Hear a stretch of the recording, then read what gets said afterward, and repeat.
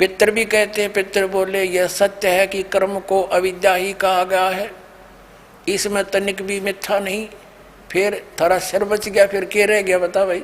ये हमारे पुराणों में लिखा है।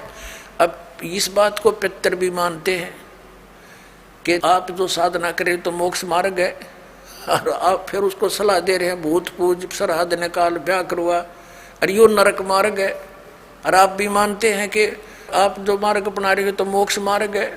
और रुचि कहता है वेद के अंदर तो इसको अविद्या मूर्खों की साधना बताई है, तो पितर भूत पूजना श्राद्ध निकालना, और पितर स्वीकार भी कर रहे हैं, कहा ऐसा ही है, इसमें कोई मिथ्या नहीं। फिर ये बकवाद गट रखी, अग्रुम ऐसा कर लो, पितर ऐसा कर देते हैं, पितर पुत्र दे देते हैं, टट्टू दे देते हैं, आप भूखे मरे बतावे, हम मूर्ख बना रखा है। एक थोड़ी सी झलक दिखाते हैं आपको इसी मार्कंडेय पुराण में। इन कहाँ से ले रखे ये श्राद्धा के सिलसिले। एक मंदालसा नाम की औरत थी, उसने अपने पुत्र को शिक्षा दी, और वह ये ले रहे हैं। देख मार्कंडेय पुराण के अंदर है, यही आपको सुना रहे हैं। ये काशी पृष्ठ से थोड़ा सा लेंगे। मंदालसा बोली महाराज, ये मंदालसा ज्ञान देती हुई आ रही है। ये 82 पृष्ठ पे संक्षिप्त मार्कंडेय पुराण, यहाँ देखिए। अब ये क्या सलाह दे रही है कि जो पितर देवलोक में है और जो त्रिक योनियों में ये पशु पक्षी बने हुए हैं, और जो मनुष्य योनियों में एवं भूत वर्ग में स्थित हैं, भूत बन रहे हैं, और वे पुण्यात्मा हों या पापात्मा, जब भूख प्यास से विकल होते हैं तो वे अपने कर्मों में लगा हुआ मनुष्य पिंड दान तथा जल दान के द्वारा उन्हें तृप्त करता है। इसी तरह वह देवताओं और अतिथियों को भी संतुष्ट रखता है। देवता, मनुष्य, पितर, भूत, प्रेत, गुहक, पक्षी, कृमि और कीट आदि भी मनुष्यों से ही जीविका चलाते हैं। अब ये क्या बता रही है कि चाहे तो वो जो पितर देवलोक में हैं, जो त्रिक योनियों में पड़े हैं, और जो मनुष्य योनियों में यानी भूतादि पितर पैतर बन रहे हैं, वे पुण्यात्मा हों या पापात्मा, सब भूखे प्यासे मरते रहते हैं। तो वो टट्टू देवलोक में हुए, भूखे मरते प्यासे मरे। अब क्या बताते हैं आगे, ये देखिएगा संक्षिप्त मार्कंडेय पुराण 92वें पृष्ठ पे। इनमें से जो नरक में निवास करते हैं, जो पशु पक्षी की योनियों में पड़े हैं तथा जो भूत प्रेत आदि के रूप में स्थित हैं, उन सब को विधि पूर्वक श्राद्ध करने वाला यजमान तृप्त करता है। कैसे करता, सुनो।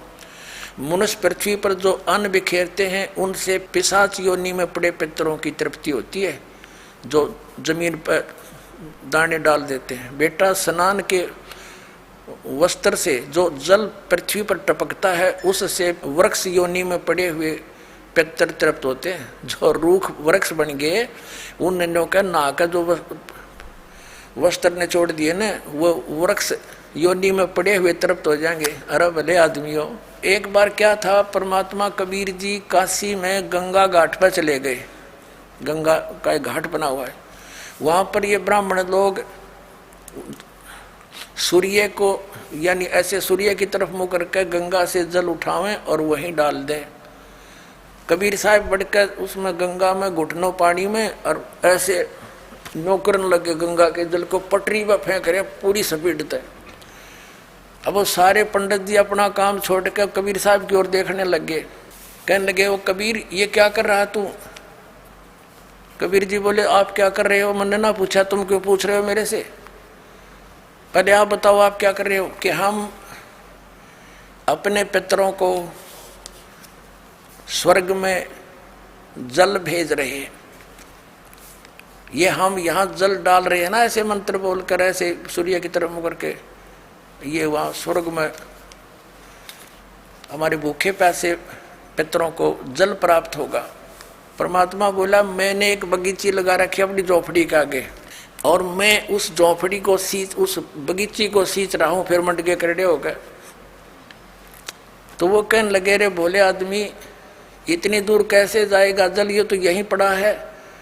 वो तेरी झोपड़ी के आगे बगीची जो छोटी सी लगा रखी, वो कैसे सिंचाई होगी इससे कि एक लाखों किलोमीटर दूर, मील दूर तुम्हारे पितरों को स्वर्ग में ये पानी मिल सकता है, तो ये 2 किलोमीटर पर क्या दिक्कत आएगी इसको।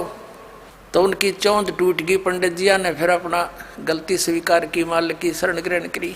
अपने आत्माओं वही यहाँ ये सिस्टम है। देखो अब देखो इनके आगे फिर मार्कंडेय पुराण हम पढ़ रहे हैं 92 पृष्ठ पे, 92 पे। उससे वृक्ष योनि में पड़े हुए पितर तृप्त होते हैं। अच्छा, वृक्ष तो है इतना बड़ा और पानी निचोड़ा कपड़े का उड़ा गंगा के किनारे, बताओ वृक्ष कैसे तृप्त होगा? उसमें तो बाल्टी भर गिरनी पड़ेगी। देख किसे मूर्ख बना रखे हैं देखो। और नहाने पर अपने शरीर से जो जल के कण इस पृथ्वी पर गिरते हैं, उनसे उन पितरों की तृप्ति होती है जो देव भाव को प्राप्त हो रहे हैं। देखो इनकी अकल।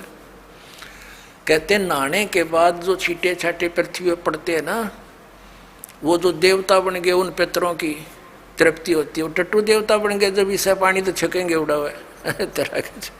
अकल बना मार रखी मारी। देखो देखो नहाने पर अपने शरीर से जल के कण इस पृथ्वी पर गिरते हैं ना, उनसे उन पितरों की तृप्ति होती है जो देव भाव को प्राप्त हुए हैं, जो देवता बन रहे हैं। और पिंडों के उठाने से वो पिंड भरवाते हैं, अन्न के कण पृथ्वी पर गिरते हैं ना, उनसे पशु पक्षी योनियों में पड़े हुए पितरों की तृप्ति होती है। बता वो पशु योनि में किधर भैंस बनकर खड़ी होगी, उनकी वह माई या दादी ताई काकी हैं, और उड़प वह कण गिरे पृथ्वी पर कीता है। वह भैंस तो उड़े एक टोकरा भूस खावा डेली, एक कण तक क्यों कर छिकेगी वह है तेरा कैसे भैया। देखिए से मूर्ख बना रखा। कुल में बालक जो श्राद्ध कर्म योग्य होकर संस्कार से वंचित रह गए, यानी बचपन में मर गए, श्राद्ध करे नहीं, तो वे बिखरे हुए अन्न और समार्जन के जल को ग्रहण करते हैं। ब्राह्मण लोग भोजन करने के बाद हाथ मुंह धोते हैं और चरणों का प्रक्षालन करते हैं, तो उस जल से भी अनन्य पितरों की तृप्ति होती है। बेटा उत्तम विधि से श्राद्ध करने वाले पुरुषों के अन्य पितर यदि दूसरी योनियों में चले गए हों तो भी श्राद्ध से उन्हें बड़ी तृप्ति होती है। अनन्य उपार्जित धन से जो श्राद्ध किया जाता है उससे चंडाल आदि योनि में पड़े पितर तृप्त होते हैं। अब जो भूत प्रेत पितर कितने वृक्ष बन गए, कोई भैंस बना खड़ा है, कितने कोई काटड़ा बन रहा है, इनों के वह भी तृप्त होंगे। वह थोड़े छक्के दो दड़ी खाओ एक कब है जब पेट भरे।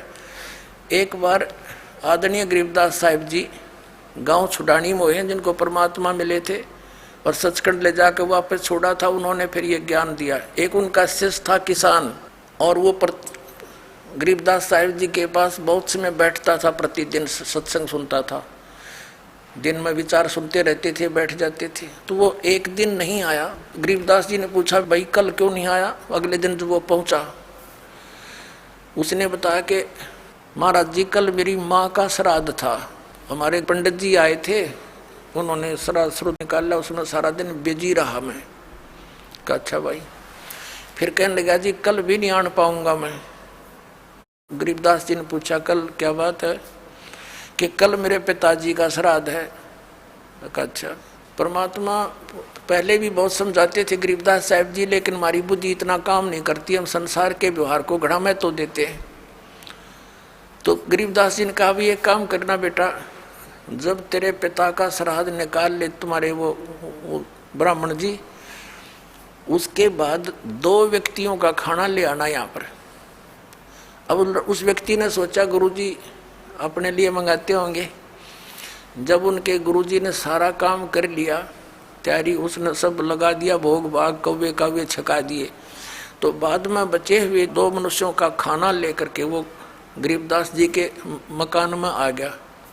गरीबदास जी भी गृहस्थी थे, बाल बच्चेदार थे, किसान थे, लेकिन परमात्मा से परिचित हो चुके थे, तत्व ज्ञान से परिचित थे। उनका खेत था, उस भगत का ही खेत था, उसमें एक जोड़ी थी, छोटा सा तालाब जिसको लेट बोले, और वो व्यक्ति लेकर आ गया 2 मनुष्यों का भोजन।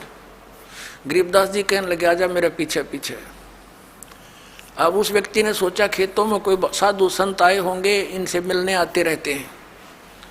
वहां जाकर उस लेट से, उस जोहड़ से 1 किलोमीटर दूर उस खेतों में जो तालाब होते थे छोटे छोटे, पशुओं के पानी के लिए उसमें स्टोर कर लेते थे जल, तो उनके चारों तरफ झुंड खड़े हो जाते थे, झाड़ बोझड़े कांटेदार झाड़ियों के गुच्छे से बन जाते थे। उससे 100-200 फुट दूरी पर बैठ के गरीबदास जी भी वो लड़का व्यक्ति बैठा लिया और वहां कहा, आवाज लगाई उसके माता और पिता का नाम लेकर और उनसे कहा कि आ जाओ, तुम्हारा पुत्र भोजन लाया। उसमें से एक गीदड़ और गीदड़ी निकल कर आए और वहां आकर खड़े हो गए और लीला थी गरीबदास साहिब जी की और कहा, बेटा ये तेरी माँ, यो तेरा बाबू।